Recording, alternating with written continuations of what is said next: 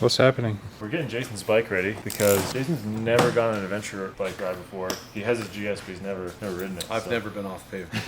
And that's okay. That's what GSs are for, isn't it? No, I'm just kidding. We're gonna do a quick adventure ride through some cool parts of Idaho. So we gotta get bikes ready, cameras set up. We're leaving tomorrow morning. Tolga's bike that he's borrowing isn't even ready yet. So pretty standard operation here. Should be fun. It's gonna be super hot in the Snake River Plain next couple days. Hopefully we'll get out of that a little bit, get up into some elevation. Do you know what elevations we're getting to? I think we're supposed to do like the highest road in Idaho, but like highest dirt road. I don't know. Somebody said something about the highest road in Idaho, but it's gonna be like 100 down the valley. So I hope it's. Yeah. I hope it's Go probably from 100 until I bet when we wake up the next morning it'll be like 40 degrees.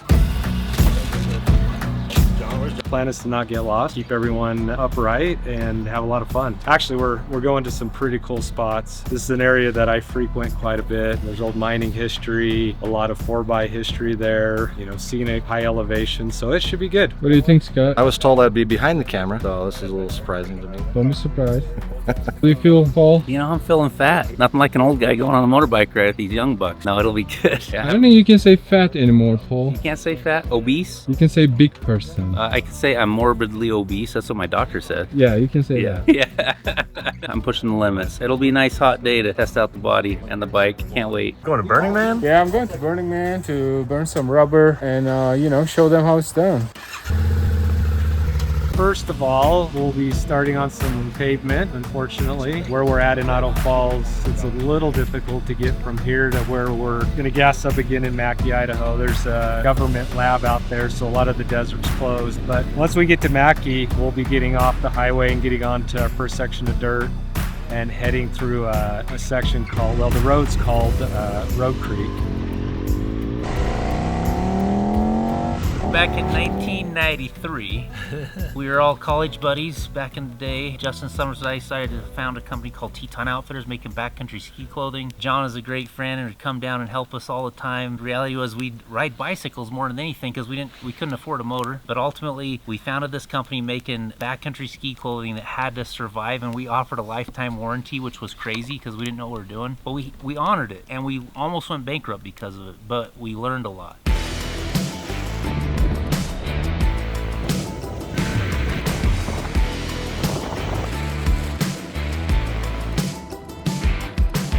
Using Teton Outfitters as a base, we had a situation where we had a ton of excess fabric and we snowmobiled ourselves, and so we took what we learned from Teton Outfitters and that turned that into snowmobile gear. You know, being riders ourselves, it made it really easy to understand the needs of the riders, and that's something that has always perpetuated throughout the brand, whether it was very beginning up to doing helmets. It's interesting, and everything in between, motorcycle gear, off-road gear. You know, a lot of this was an evolution, and a lot of it came because of our own needs. We rode dirt bikes, you know, we rode it up in the mountains, we rode trails, and the motorcycle gear that was out there at that point just didn't serve our needs just right. And so it was really one of those things, a necessity for us to build gear that actually worked for us.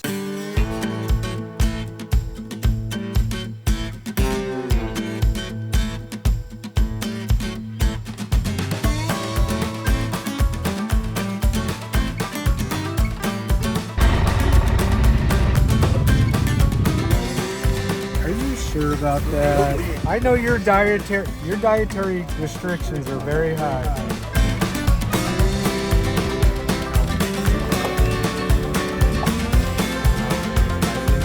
So are those enough screens or you need know more? what? I'm thinking I need one more. I think I need my laptop somewhere, then I could get work done while I'm driving or riding. Dude, if you can't watch Netflix while you're riding, you're not an adventure rider. I actually thought about pulling up Netflix.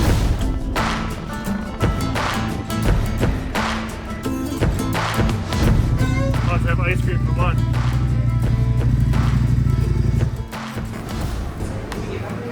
Rocky Road. This will be good. It'll be good.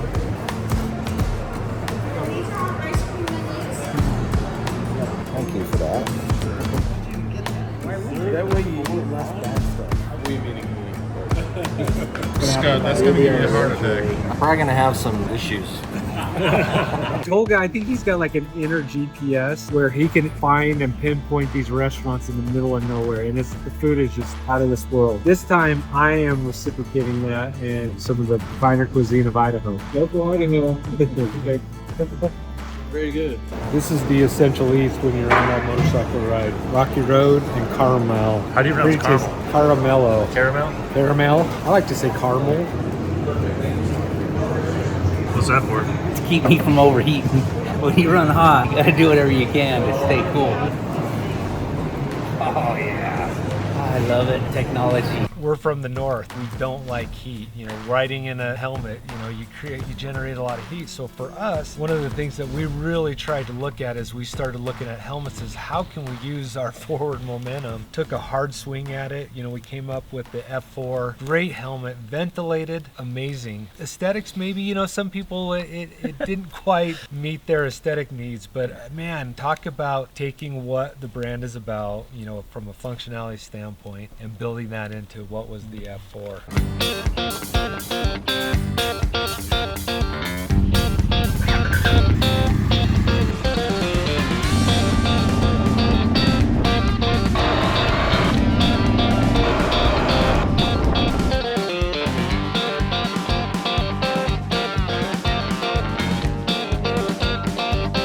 The F4 was just the start. We like I said, we learned a lot from that helmet, and we took that and that turned into the F5, which I think is a phenomenal helmet. Refined the ventilation, made it look aesthetically more pleasing, and then even added even more technology from a safety standpoint. I mean, that's one thing we haven't even touched on, is there's a lot of safety elements that go into this helmet. For example, like with the F5, we have the core rotor.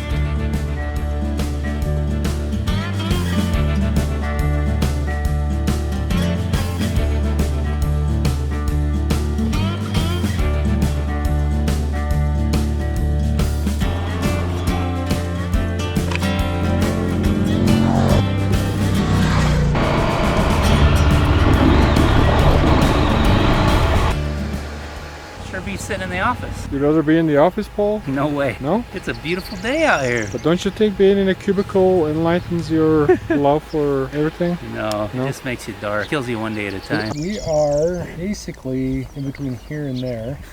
But more specifically, we're on, I believe this is called Road Creek, kind of in between Mackey and the East Fork of the Salmon. I've always dirtied everything that I found.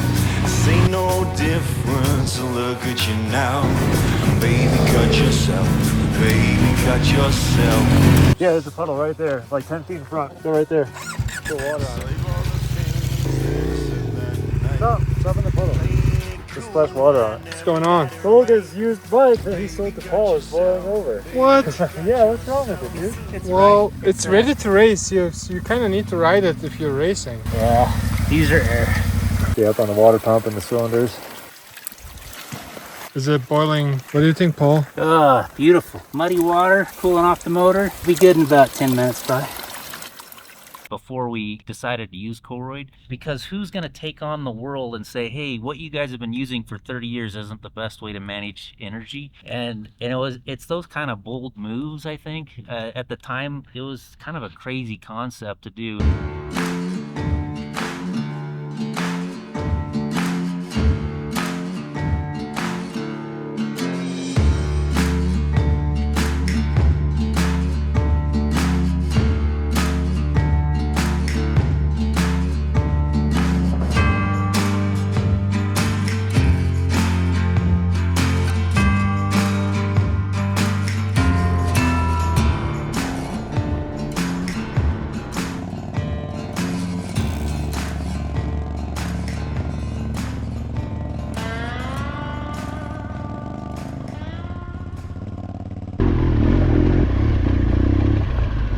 Got it?